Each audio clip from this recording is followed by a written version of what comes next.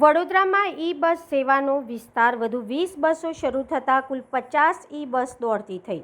વડોદરા શહેરમાં જાહેર પરિવહન વ્યવસાયને વધુ સુવિધાજનક અને પર્યાવરણ મૈત્રી બનાવવાના પ્રયાસોને વેગ મળ્યો છે। વડોદરા મહાનગરપાલિકા દ્વારા ક્લીન સિટી ગ્રીન સિટીના સંકલ્પ સાથે પીએમ ઈ બસ સેવા યોજના અંતર્ગત વધુ 20 નવી ઈ બસોનું લોકાર્પણ કરવામાં આવ્યું છે।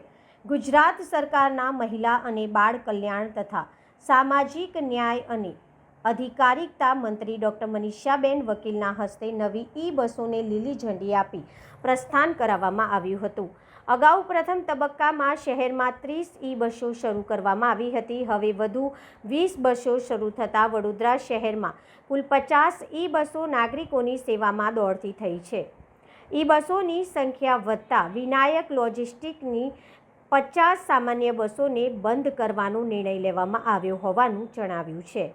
નવી ઈ બસ સેવાનો સૌથી મોટો ફાયદો વિદ્યાર્થીઓ, મહિલાઓ, દિવ્યાંગો અને સામાન્ય મુસાફરોને મળી રહે તે માટે આગામી સમયમાં પાસ અને કન્સેશનની સુવિધા શરૂ કરવાની જાહેરાત કરવામાં આવી છે। અધિકારીઓના જણાવ્યા મુજબ ગયા મહિને જ 2 લાખથી વધુ મુસાફરોએ ઈ બસ સેવાનો લાભ લીધો હતો।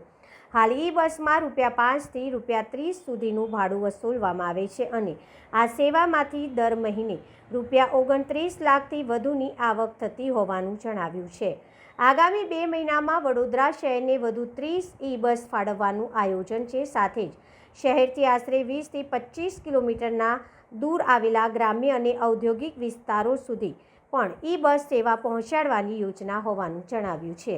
ઈ બસ સેવાના વિસ્તરણથી શહેરમાં પ્રદૂષણ ઘટાડવા ઉપરાંત જાહેર પરિવહનનું નેટવર્ક વધુ મજબૂત બનશે અને નાગરિકોને સસ્તી તથા પર્યાવરણ મૈત્રી મુસાફરીની સુવિધા મળશે।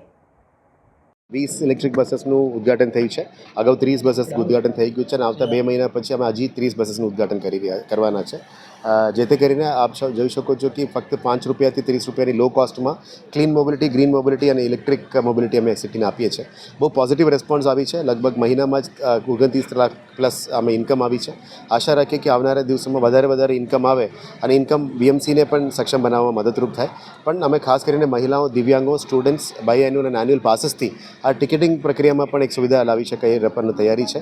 આવનારા દિવસોમાં વડોદરા શહેરથી વડોદરા ગ્રામ્યનું લગભગ 20 થી 25 કિલોમીટર સુધી આ ઉત્તમ સેવા આપવાના છે, જેથી કરીને વડોદરા ગ્રામ્યના લોકોને પણ સુવિધા થાય અને શહેરના લોકો ઇન્ડસ્ટ્રીયલ વિસ્તારમાં કામ કરવા જાય એમને પણ સુવિધારૂપ થાય એવા રીતની તૈયારીઓ છે।